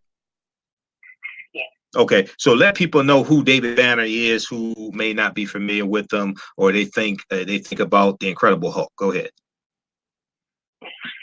Right. David Banner is I don't like to call him a rap artist to say, although he does have a very more positive rap about the Black community. Mm-hmm. But you may remember David Banner from, being a rapper back in the day. But his first thing that he does is to changing his narrative for the community. So if you've heard of Scott Fox, you may have heard of that. He's involved in a lot of different things that he's doing. So let me tell you, if you need more information, that if you Google his name, it will do you plenty of justice to giving you all the information on who this amazing person is, because we're really glad to have him on the tour. Everything he speaks of and that he does is really aligned with the vision that we have and that we're setting out. So, right. If they don't know, they want to know more, I suggest they go look at us, because there won't be any lack of information. I promise you that. Absolutely. And then on my YouTube channel, Michael Imhotep, I have an interview I did with David Banner at the Black Agenda that took place in Detroit. You've seen him in Hidden Colors 3. You've seen him in the movie, what is it? This Christmas. He's in the movie This Christmas. He's also in NDRE's latest video as well. Okay, he's in there as well. So when I interviewed him, he didn't tell me that video was about to come out with NDRE. Okay, because that video almost broke the internet. Okay, all right. So David Banner be there as well. Cassiopeia, I'll be there. I'm on the panel. I have my vendor table there. I have my DVDs also. Now, so how can people get tickets once again? Well, they can go over to www.theblackagenda-on-tour.com. And they can purchase all of the tickets, and again, all of the information as far as where everything is, all the addresses, all of that information is on the website. Also, I would like to let people know that you don't have much time left, but tonight until 12 midnight, we do have a freedom special going on where we get the 4th of July and bring down our days. So we're looking for our true independence in this country. So if you go and choose the freedom ticket right now for all the cities that are still coming on the tour, you can buy one ticket and you get one for free. So you put the freedom ticket in. Wow. Put in the code freedom, and it will take 50% off, because we want you to come, but we want you to bring somebody with you. So in most cities, if you put that ticket with your friend, you talk about $30 a piece. So that will end tonight at 12 o'clock. But if anybody's looking forward to seeing us on any of the cities in Chicago or any of the cities to come, this would be a great time. If you can get your ticket now, get one for a friend or somebody else that you want to bring with you for free. Okay, so that is at the blackagenda-on-tour.com. Type in, what's the code again to type in? If there's a choice for freedom ticket, and you put in the word freedom. Freedom is the code word. Okay, Freedom Ticket. Okay, the Black Agenda on tour.com. All right, now, and then also for people who have seen Mechee X maybe on YouTube and things like that. Okay, she doesn't always curse, as somebody said on YouTube. Somebody in the chat room on YouTube said she does not always curse. She's a very intelligent sister. Maybe if you actually talked to her and got to know her, you would know that. Okay, all right. Now, some people, Mechee or Jice, either one, you can take this question. We got a couple minutes left here. Some people say a rising tide lifts all boats, right? And, you know, so we don't need a black agenda. You know, if the economy's better, we're going to do better. And of course, you know, if more jobs come, yeah, that's going to help. But, you know, our condition is different than other people's conditions. And there's a historical context. So just very briefly, a minute or so, why is a black agenda important? Okay, why can't we just pick a candidate and say a rising tide lifts all boats?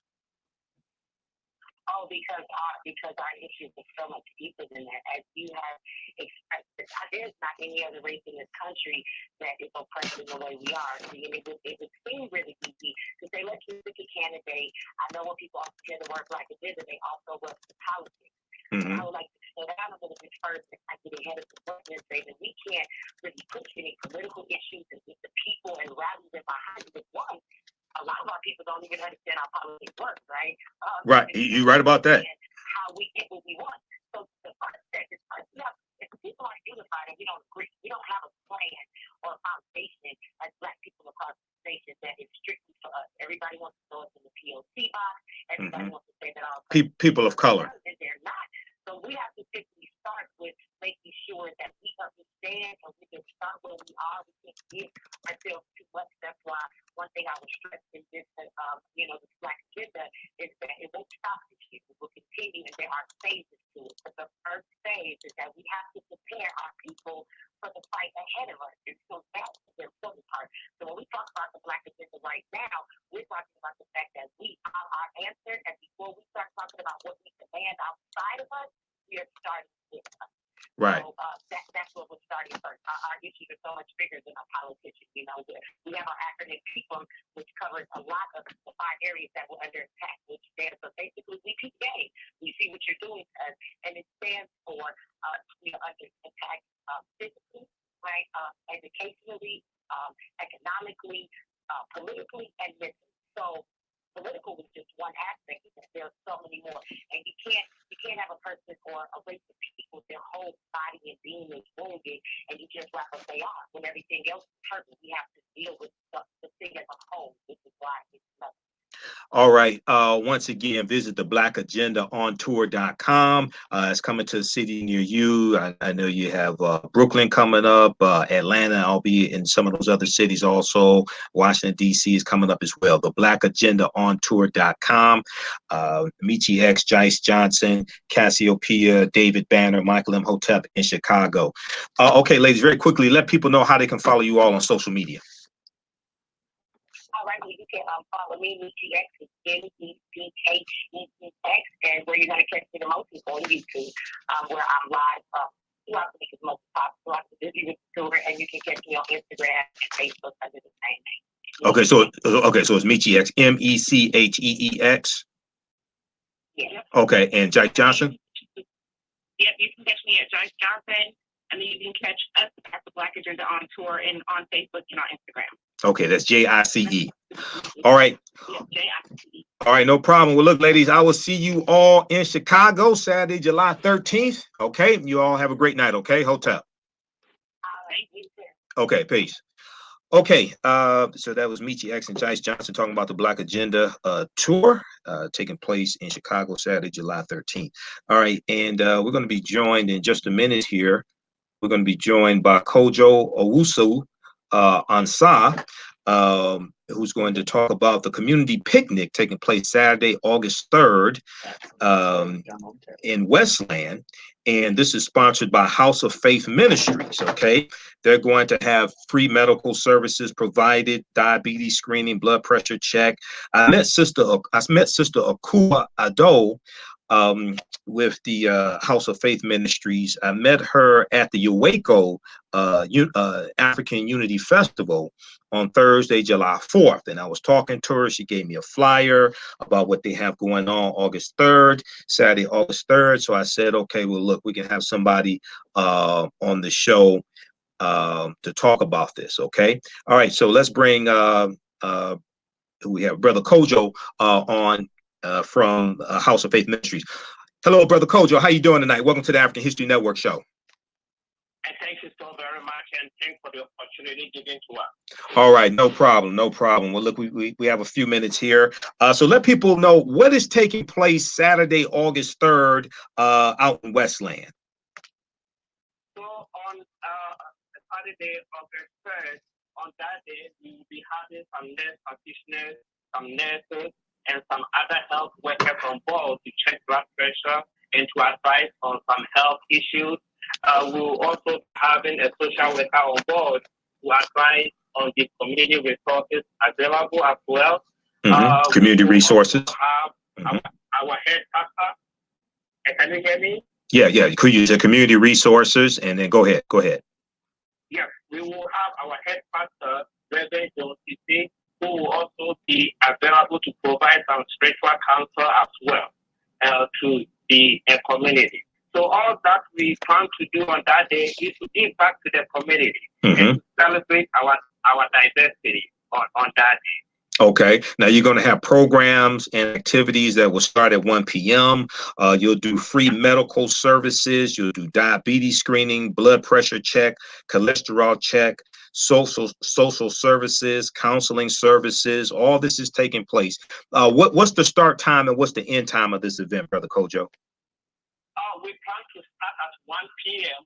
on Saturday, August 3rd, and we plan to end maybe by 7 p.m. Okay, 7 p.m. Is this an indoor or outdoor event?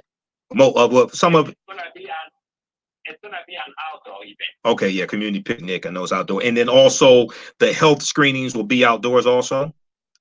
It will be indoor inside the church. Okay. Rent a room inside the church to accommodate that. Okay, so the health screenings indoors, community picnic outdoors. Okay. And there's gonna be free food as well. Okay, free food also. All right. So this is taking place, everybody, at 28945 Joy Road in Westland, Michigan. 28945 Joy Road in Westland, Michigan. Now, is there a website people can go to for more information? Yes, they can look for us on Facebook, House of Faith Michigan, on Facebook. And we also have a website online, House of Faith International Ministries. If they Google us, they will find us as well. Okay, House of Faith International Ministries. And for more information, according to the flyer here, you can call Kwadwo, KWADWO,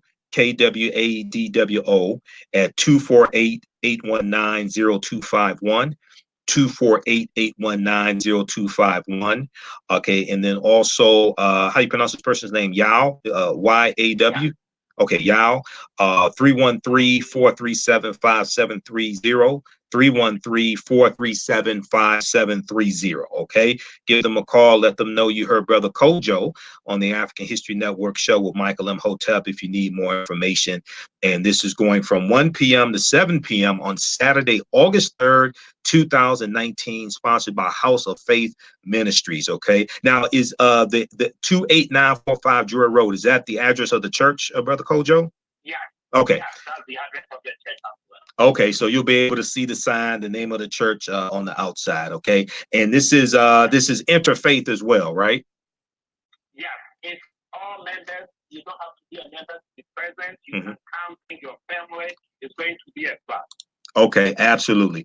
All right, Brother Kojo. Well, look, good luck. I know this is going to be a fantastic event. You're doing, providing a good service to the community as well. And thanks for coming on tonight. Okay. And thank you so much for having us, and God bless. Okay, brother. Take care. Peace. Hotel. All right. Thanks for calling in. All right, everybody.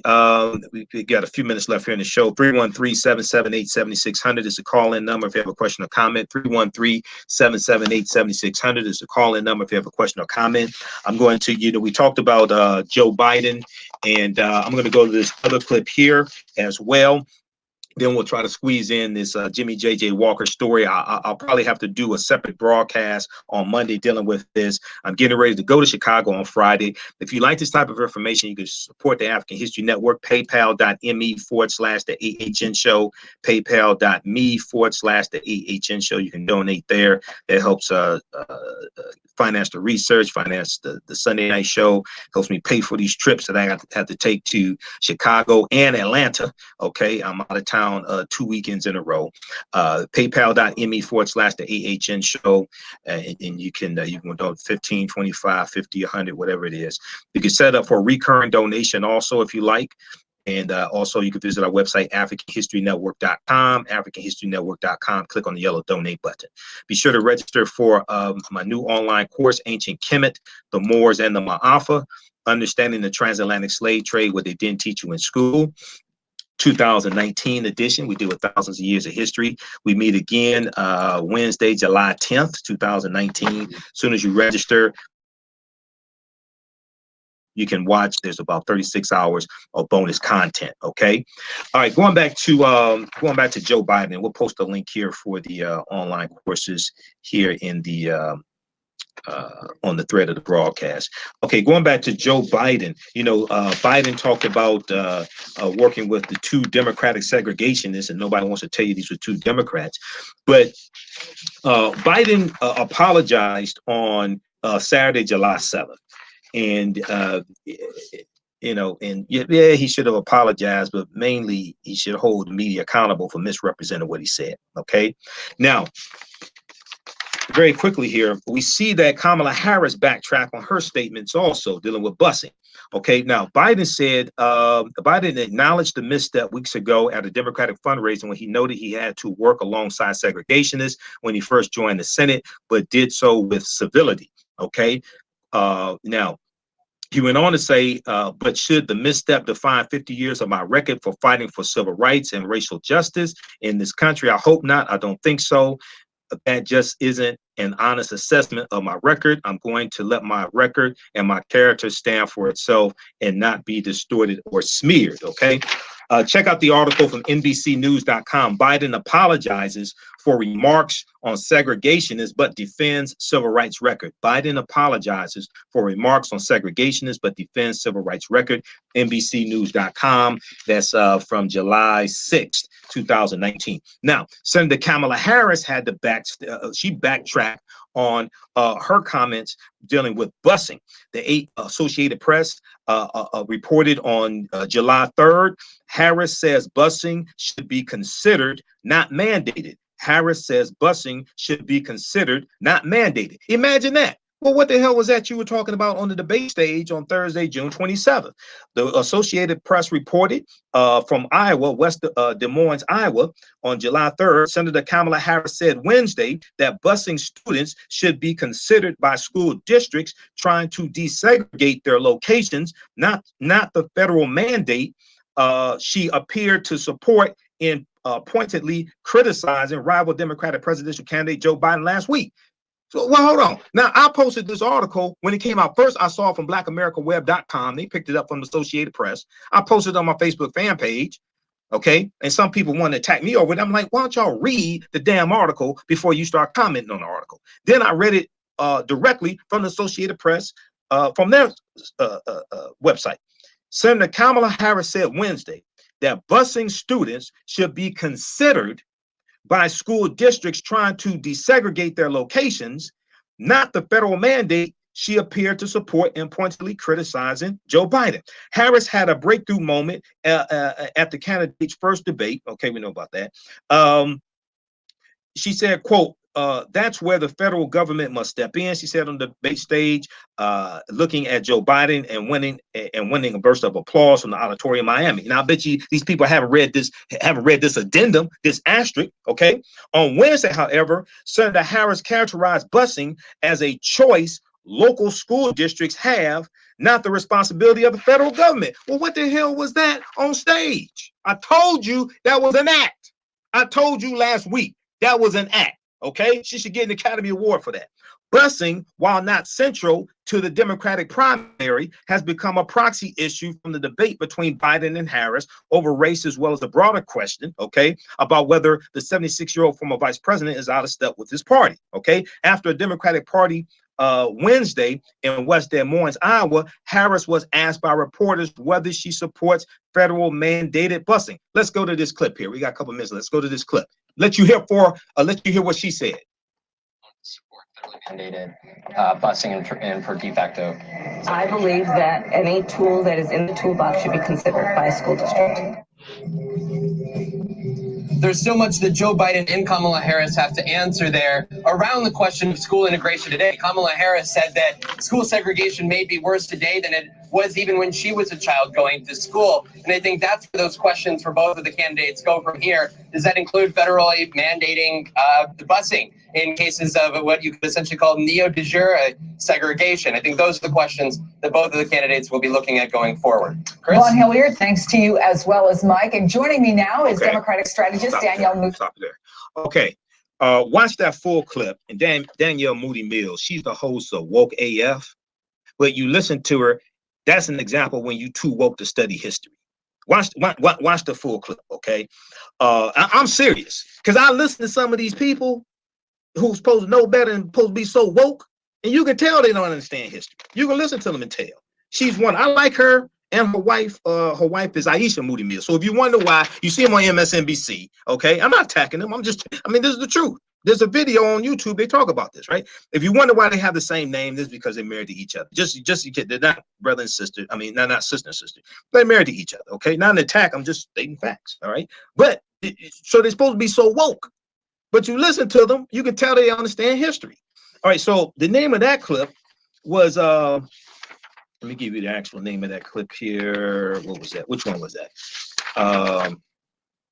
Okay, the first one, that's from Stephanie Rule, MSNBC, Chris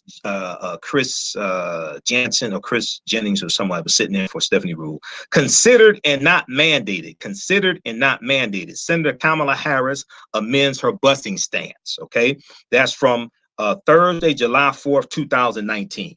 Okay, check that out. And then read the article also from the Associated Press, okay, apnews.com. Harris says busing should be considered not mandated, all right? In that article, she said, quote, I think of busing as being in the toolbox of what is available and what can be used for the goal of desegregating American schools, she responded to the question.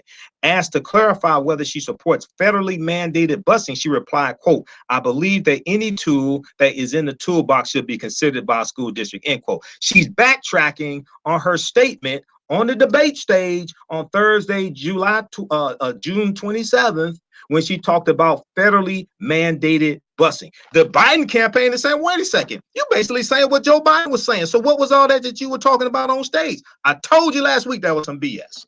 The more day after day, more information comes out to prove what I was saying, what I've been saying last week and the week before. More information come out proving I was correct.